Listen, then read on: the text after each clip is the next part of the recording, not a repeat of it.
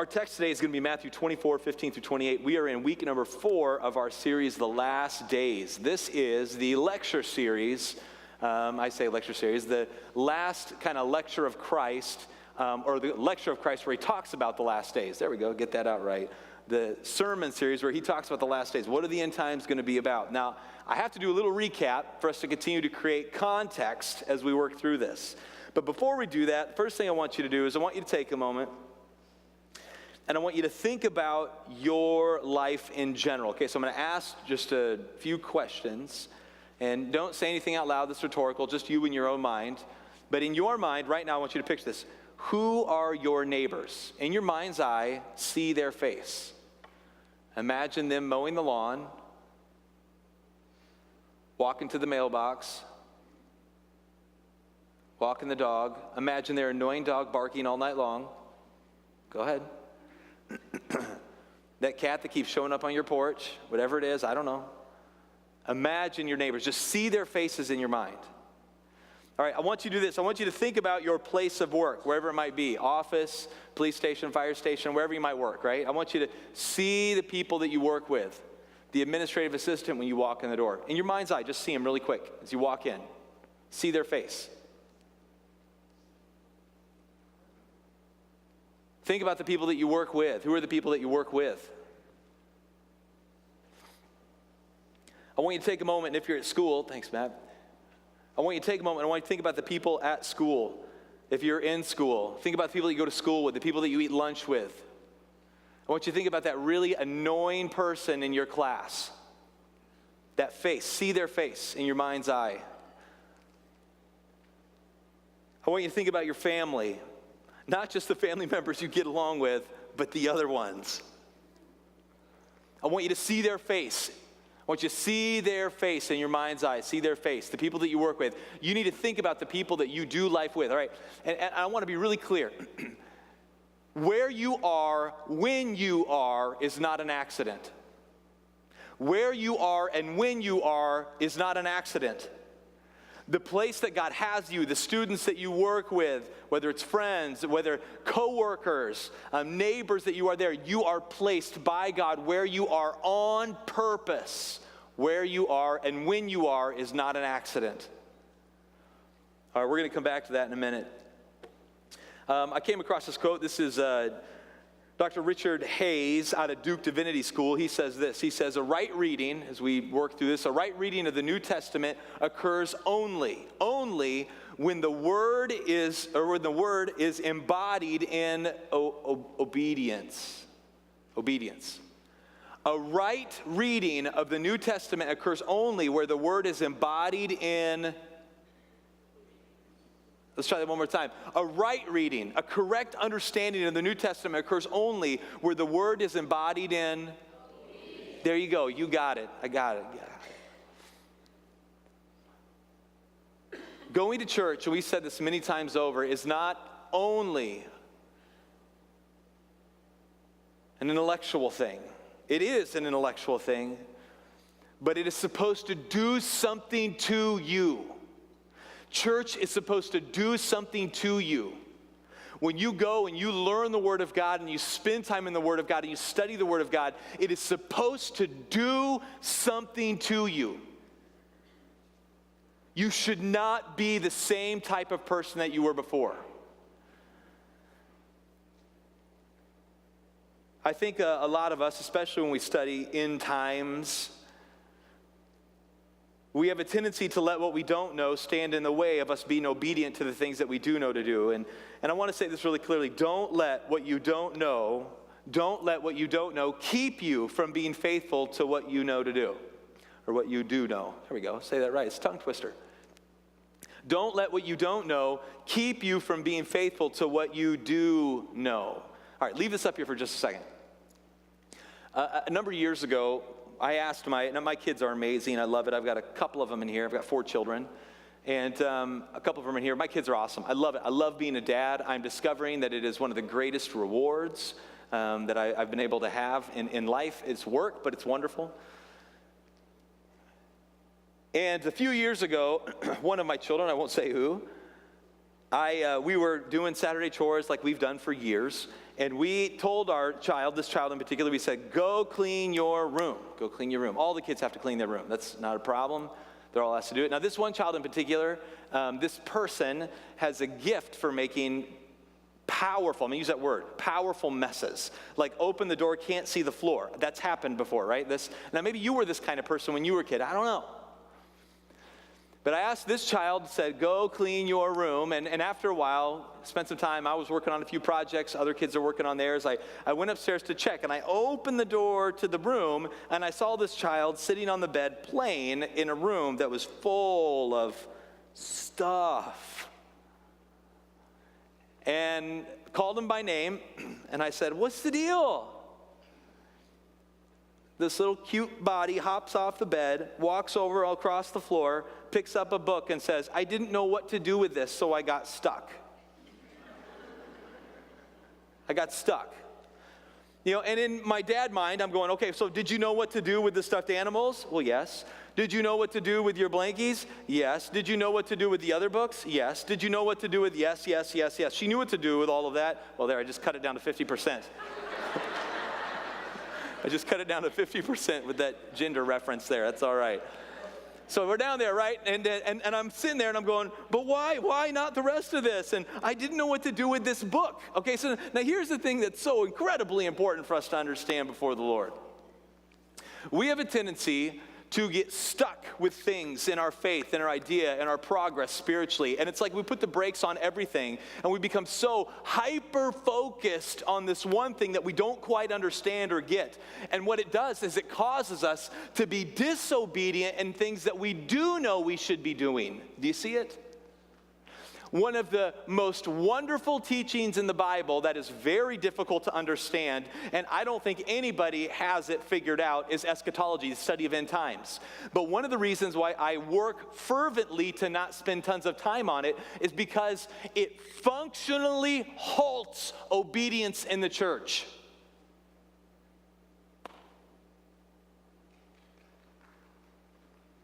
It halts it.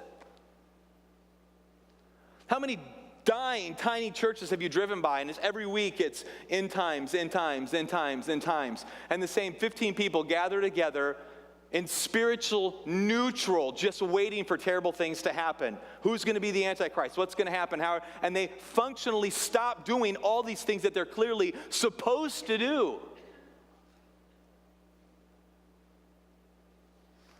Don't let what you don't know keep you from being faithful to what you do know. Don't let what you don't know keep you from being faithful to what you do know. What you do know to do.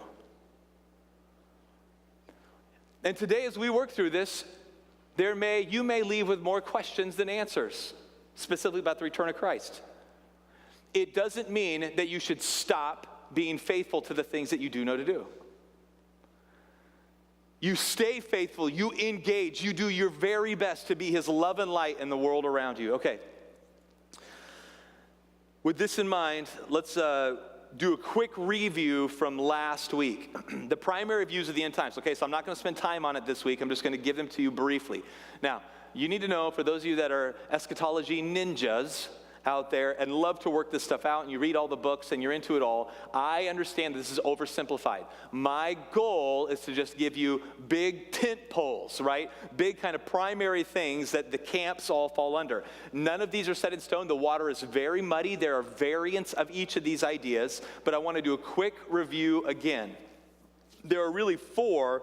If you get into this, you really start studying, there are really four. Some say three, but really I think it's four primary views of the end times, eschatology. And they are this. This is a review from last week. If you want more on this, go to the sermon online, EncounterTrinity.com. Click on the media tab, and you can see it there. But here they are, really quick review. Futurism, all right, just some references. Futurism. This is the idea that everything will happen in the future. Now, I even reworded these to make it as simple as possible. But futurism is basically the idea that we're all just kind of doing life like the end times movies, right? We're all just kind of doing life, and we're waiting for really, really, really big things to all happen, bad things to happen all at once. Big bad things are coming, and we're in fear, and we're waiting, and we're going to pray together, and we hope that Christ comes before they do and rescues us. But all the stuff is going to happen in the future. That's one camp, the futurism. Now, because futurism is so popular among popular Christianity, many people think this is what the church believes as a whole, but that's not true at all. In fact, there are huge sections in church history where this was not a primary view of the end times at all. Futurism. The next one is this main idea. One of the main tent poles is historicism. This is that the events are stretched out all throughout the church age. So instead of all the eschatological, all of the end times things happen in one small bracket, this is that they are all spread out over all of the church age. So like, yes, maybe Nero was the Antichrist, and yes, maybe the fall of the temple in 70 AD. I mean, all those things could be true, but it is also equally true that Christ is going to come back in the future, and it's just kind of all these events are kind of all stretched out over the course of the whole church age. There are a lot of scholars that really believe this is correct. The next one is this, idealism. Idealism is basically that the end time stories are solely allegorical, that we are so blind to such a transcendent, phenomenal God that there are things that we just really can't wrap our mind around at all. And so he just gives us this kind of allegory to help kind of paint the picture of good versus evil and the war that's taking place, but it's pretty much just allegory. And the fourth one, primary one, is preterist. Preterist, okay? Now, I did use the actual term here. Now, preterist has grown and morphed into a very broad view, very broad field. There are preterists that are almost historic people, like historicism, where it all plays out throughout all of time. There are true, original idea preterists, but preterist is basically this. It's that everything happened in the past. It's all done. And the coming of Jesus maybe was the coming of the Holy Spirit in new form to work in humanity. And the second coming of Christ that was the Holy Spirit, this would be there are preterists that don't believe this, but the coming of the Holy Spirit, all this took place in the early age, and then slowly over time, in the church age, Christianity is going to win. I mean, eventually, it will be the global religion. We'll win in all of the apologetic debates. We'll win. People will turn their hearts to the Lord. Christianity will be the religion of the world, and the Jesus will come again in bodily form to a world that's one, where Christianity's one. Preterist. Okay, now there are a whole lot of variants of preterist, but the main ideas are basically this. One, everything happens in the future. Two, everything happens throughout all of the history of the church age. Three, everything is just allegory. And four, everything took place in the past. Those are basically the four primary views. All right, with this in mind, again, if you want more information on this, go to last week's sermon. But with these in mind, this quick review, let's jump back into this teaching on Christ, Matthew 24:29. We're going to start there at this verse. Immediately after the tribulation of those days, the sun will be darkened, and the moon will not give its light, and the stars will fall from heaven, and the powers of the heavens will be shaken. Okay, I've got a quote I want to read to you. It's a little bit long, but it's good. It helps create context. There are things, no matter what your view is, whether it's all past, all future, spread out, or allegory, no matter what you believe, there are transcendent ideas that are being communicated in this. This is Crossway, back in 2008, said, sun, moon, stars, powers. It is possible that this is entirely literal language, with stars perhaps referring to a large meteor shower. Others take it as a mixture of literal and figurative language, and still others take it as entirely figurative, pointing to political judgment on nations and governments. The argument in favor of figurative interpretation is that this verse echoes possibly figurative language about heavenly disturbances in the Old Testament, such as Isaiah 13:10. There's a whole bunch of scriptures here. Joel 2:10, Amos 8:9. Those arguing for a literal interpretation point to biblical accounts of actual darkness. Exodus 10, 21 to 23, Matthew 27, 45, and other scriptures. The idea of the stars falling and the heavens being rolled up as mentioned elsewhere in the New Testament as well. This goes on. There's a bunch of scriptures here. Hebrews 1:12, 2 Peter 3:7. There's a whole bunch of them. Whether these events are to be understood, now here's the key to this. Whether these events are to be understood as being primarily literal, primarily figurative, is unclear. But, this is an important but, it is absolutely clear, no matter what view you take, that there will be earth-shattering events through which all of creation will be radically transformed at the return of Christ. So do we understand exactly what's going to happen? No. But the greater teaching of this is that absolutely something's going to happen, and something's going to happen in a big enough way that the world's going to go, whoa. All right, do you get it? If it's raining really, really, really hard, thunderstorm, lightning crashing all around my house, and my little girl comes running in and goes, Daddy, I'm scared. What's going on? And I said, well, there's, electromagnetic energy that flashes from the sky, and the clouds condense together, which causes pulls, and the lightning strikes on the ground. I mean, I could do that with her. I could say, it's raining cats and dogs. I could say, you know what, it's scary. Jump in here with Mom and I, cover your head up, you'll be fine. But no matter how I cut it, it's really clear something massive is happening outside. Do you get it?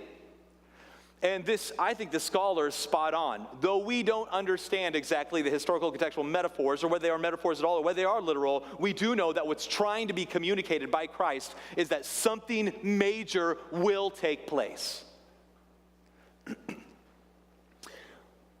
Matthew 24:30, let's keep working our way through it. Something major will take place. Then will appear in heaven the sign of the Son of Man, and then all the tribes of the earth will mourn, and they will see the Son of Man coming in the clouds of heaven with power and great glory, and he will send out his angels with a loud trumpet call, and they will gather his elect from the four winds, from one end of heaven to the other. The Bible Knowledge Commentary says it really well. It says, the appearance of the sign will cause all nations to mourn. Okay, so now, how big is this? Whatever event takes place. And I think the explanation from this text takes some of the end times perspectives and says, that's probably not valid. I do think that's true, or at least variants of some perspectives, and we say that's probably not valid. Because the implication from the text is pretty clear.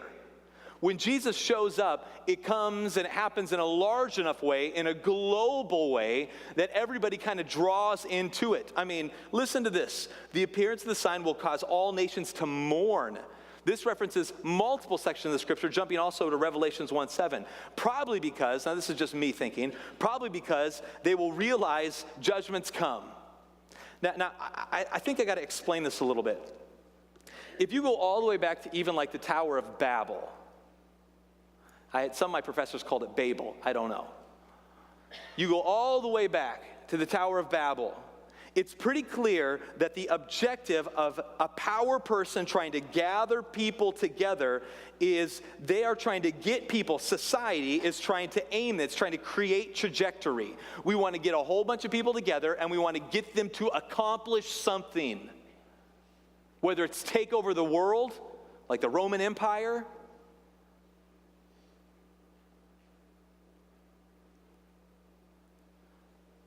whether it's hedonism, whatever it is, man, societies gather together and people find like-minded people to try to create trajectory and boundaries for a people group. And the implication from the text is when Jesus shows up, he doesn't put in question just nations. He puts in question and holds accountable the trajectory of cultures.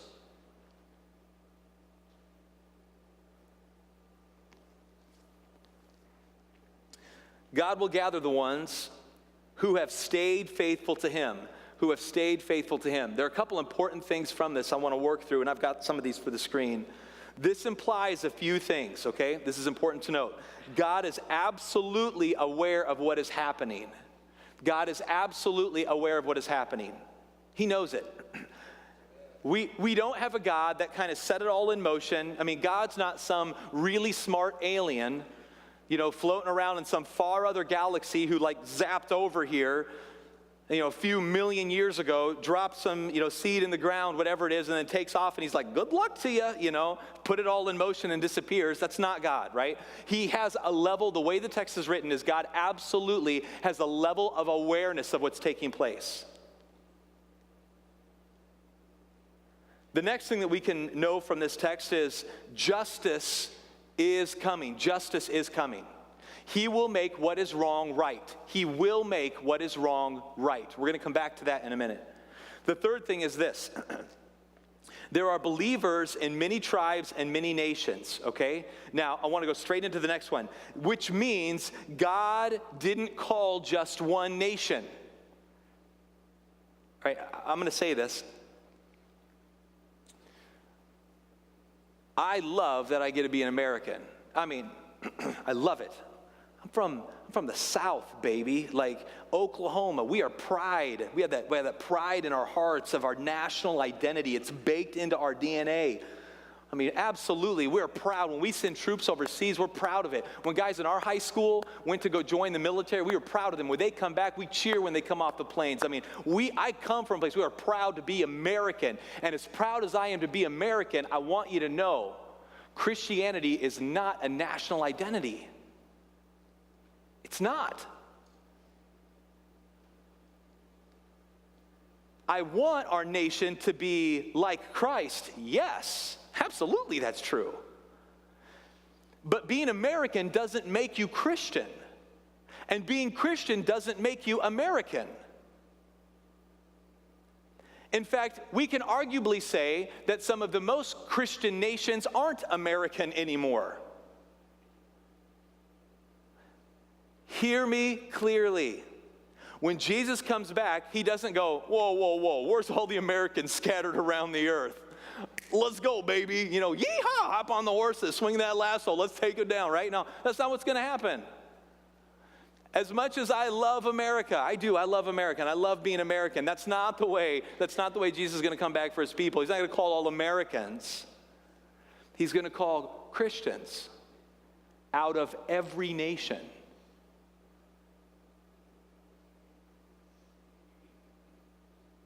I mean, to even assume that the language of heaven is, 2010 variation of English is so arrogant of us. When we get to heaven, that's it. We're going to be speaking this version of English in our Indiana culture. That's the language of heaven. I mean, to even assume it's so arrogant of us. I mean, God's going to call all Christians out of all nations to come forward, which means that we are agents. Now, see, some of you are going to hear this and be offended, but the truth is, it is a clear picture of your priority in life, your purpose in life. God takes believers, followers of him, and he scatters them all throughout. The Acts 1:8 all come together, Acts 8:1, then he scatters all the believers out to all nations, all into the earth. He sends out Christians everywhere. Yes, in America too, but also in Africa and in Asia and all over the world. He scatters believers all over the place. He scatters them. And he says, go do my work. This is your purpose in life. Go do my work. Represent me well. And then when he comes back, he doesn't just call a nation. When he comes back, he calls all Christians back to himself, their real home. And your real home is not America, it's heaven. When you accept Christ into your heart, you have a new home. And I think it's okay for us to want attributes of that home to be present in our lives today. There's nothing wrong with that. I mean, absolutely, vote your biblical values. That's fine. I'm totally fine with that. But we are to be agents of change in all cultures to all people. When I was doing my thesis, when I did my master's degree, I did master's and then I did with thesis to put it together as my application for doctoral work. And so when I did this whole extra thesis project, it was fun. I really liked it, actually. But I did this examination of Christianity through history, where Christianity became primarily indigenous and where Christianity became primarily monastic. So like monastery, indigenous. Indigenous, go and live with the people. Monastery, go outside of the community. All right, now I'm going to say this, and I know I'm going to offend people, but it is objectively proven true. You can read my work, right? I quoted tons of sources. All through history, where Christians' primary response to a culture that doesn't accept them, when a culture stops accepting Christians as a whole, and Christians start to get offended by it, everywhere that Christians left the culture and started monastic living, monasteries, they separated away from culture. They moved out of the culture. They are no longer a part of society. This society is so dirty. These people don't think like me, act like me, talk like me. I don't want to be around them. I don't like them. They feel dirty, right? I want to be away. We start monastic living. And in monastic living, those that did it long enough with enough resources, they started their own school, private school systems. They started their own sports programs. They start their own everything. They move out of the city, away from the city, get a big plot of land, and do Christian life with just Christians. And everywhere that Christianity is indigenous, where the Christians go back into the culture and start serving with the people in the culture and engaging in the community, the deciding factor of the church surviving is where you play your faith out.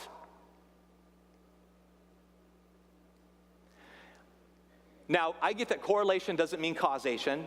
I'm going to jump into a lot of graduate stuff here, so I apologize. I get that correlation doesn't mean causation. But there's a strong case to be made that as the megachurch get out of the city movement started. I mean, it's possible right now, any of us could go to a church where our kids are only hanging around with Christian kids, playing sports with Christian kids, doing everything only with Christian people all the way through. It is possible for us to live a monastery lifestyle today. And the further they pull out of the culture, it doesn't help Christianity, it actually starts to erode it in the nation that happens. Okay, so now, I love Christian schools, right? I do, I love Christian schools. I'm totally for them. My dad has a huge one. I've helped manage them as a youth pastor. When I grew up as a kid, the church that I was in had a big Christian school. Actually, my dad didn't let me go to it. For that very reason. I mean, my dad could see this a million miles away. He was like, man, Mike, as a teen, I remember as a kid going to my dad saying, Dad, please, I want to go. I have more friends in the Christian school than I do in the public school system here. I want to go there. And my dad said to me, God didn't call us to just hang out with our Christian buddies. That was his response. I hated that, actually.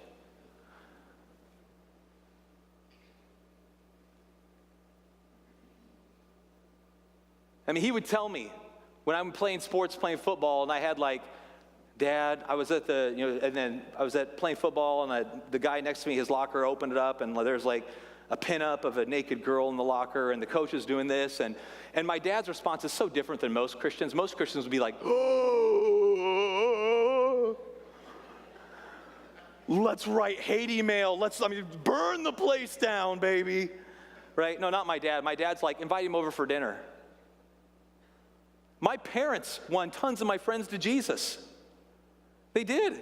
In fact, a few of my friends that my parents won to the Lord are serving as pastors today because they felt called to be indigenous, not monastic.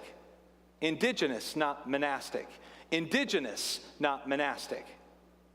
All right, I have a whole lot more on that because I wrote a ton on it, but we're not going to go there.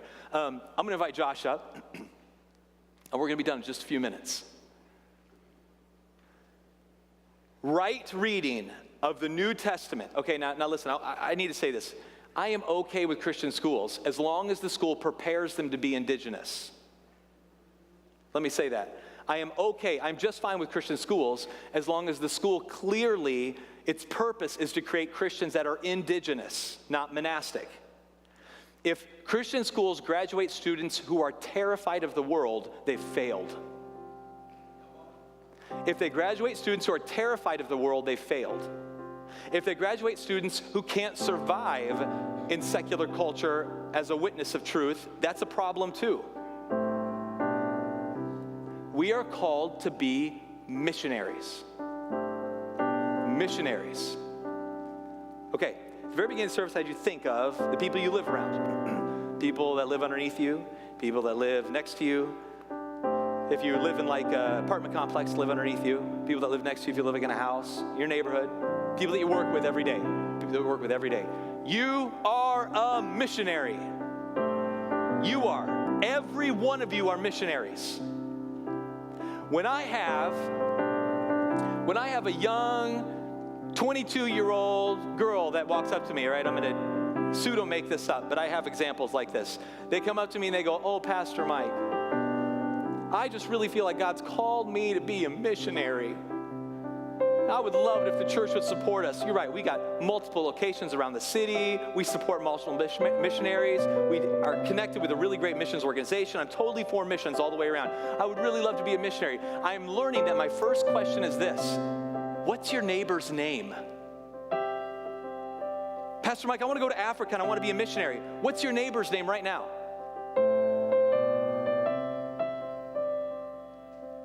Not just what's your neighbor's name, but if you know their name, I want to ask you another question. Where are they at spiritually?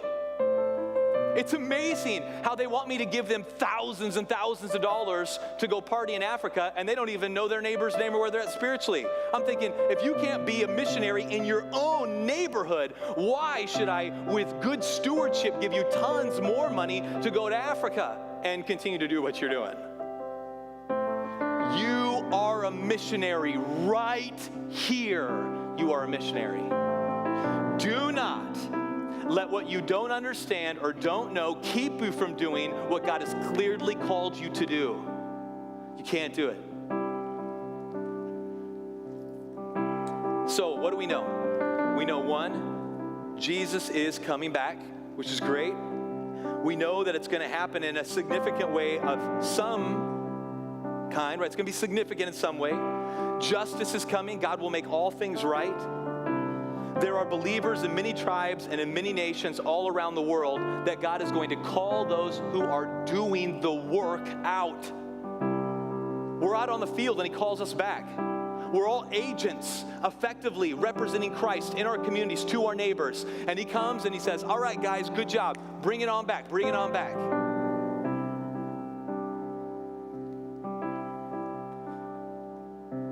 Dr. Timothy Keller states this really well, and this, I'll be done after this here.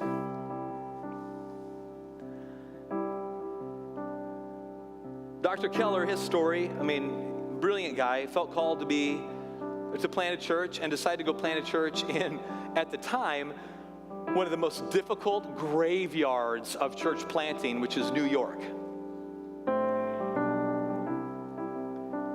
And Dr. Keller plants a church in New York. You got to look up his story. I've got a number of his books out there. Plants a church in New York, graveyard of churches, and sees massive revival take place. They've got multiple campuses all around, thousands of people that are worshiping between all the campuses.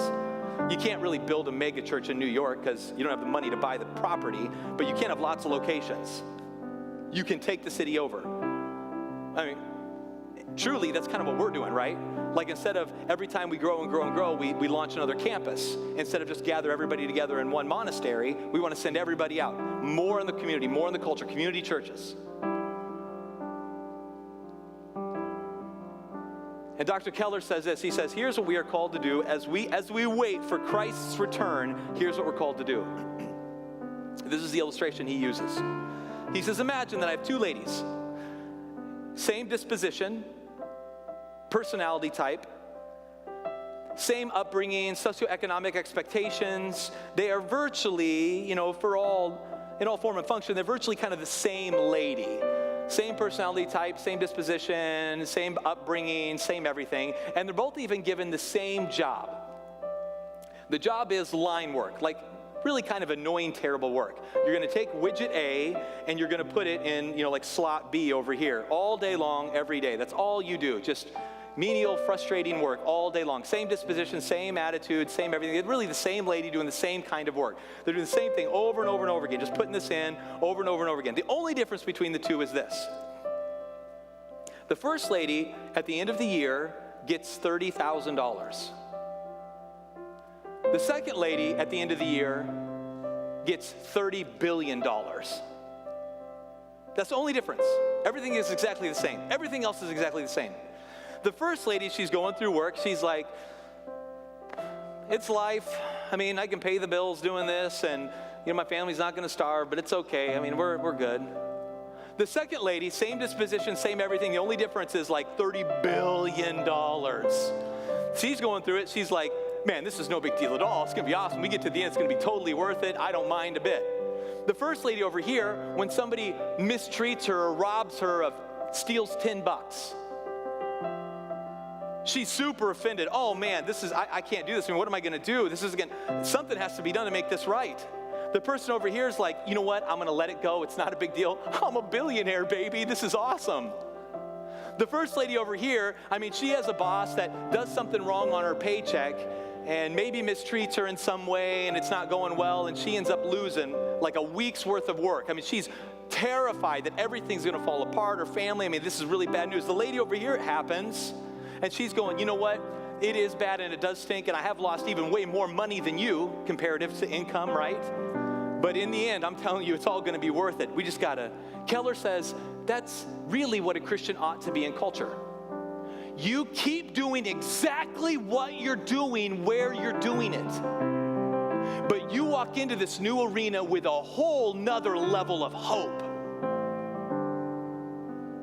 Not if, but when you are mistreated. When the coach doesn't play you, when you lose your job, when somebody mistreats you, takes your money, runs into your car, doesn't leave a note, when all these terrible things happen, I'm telling you, in the end, it's all going to be worth it. Keep being a bringer of hope. Keep being a bringer of hope. When you're at the office, and things go bad and everybody's falling apart, they're terrified they're going to lose jobs or you be a bringer of hope. You don't believe at the end it's only $30,000. You believe at the end it is going to be fully made right. You be a bringer of hope.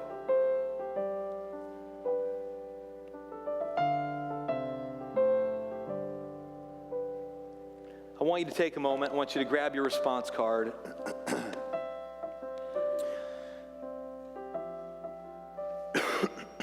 Just peel it off, the little response card in front of you. And I want to ask this question.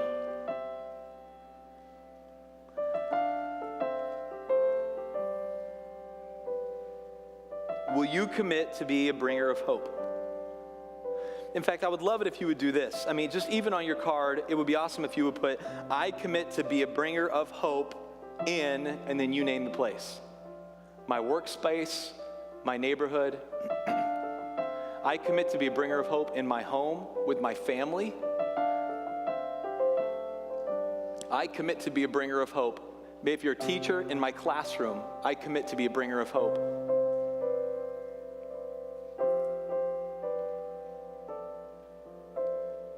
And I want you to take a moment, just before God, quietly to yourself, just reflect. I mean, if you need to make another decision, pray to receive Christ, baptism, whatever it might be, mark it on the card too, that's great. But what I want you to do specifically on top of that is I commit to be a bringer of hope, and write that place down. Now listen, if you've been a Christian for 20 years and you can't fill that out, you have got a massive flaw in your theology.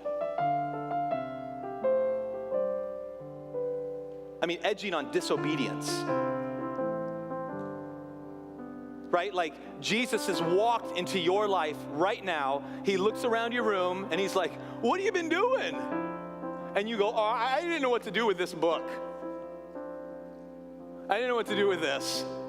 And he's like, well, did you know what to do here? Did you know how to, like even treating your wife and attitude at work? And like, there's all these other things. Like you knew what to do here and you're going, but I didn't know what to do with this. So I decided not to do anything. In fact, there is a parable in the Bible for it, for this exact illustration. The whole parable of the good steward, right? The stewardship. And he gives resources to people, and there's one guy who gets the resources, he just buries them and waits because he's afraid. And then what does God do to this person at the end? He takes what he had away from him. Man, guys, come on. We have got to be faithful to the mission that God has given us.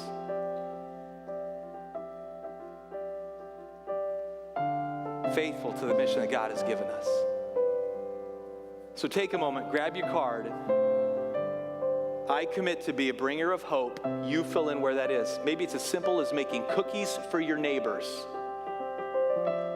Saying, I love you, I'm praying for you, I'm your neighbor.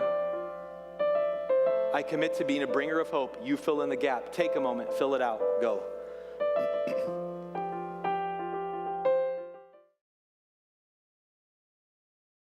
We just want to thank you for watching the sermon online. If God is working in your heart, we would love to hear about it. You can go online, www.encountertrinity.com/nextstepscard.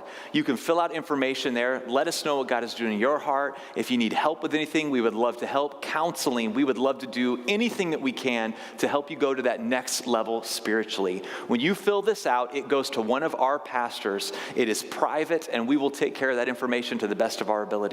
We love you, we care about you, and we want to see God do great things in your life. Have a great day.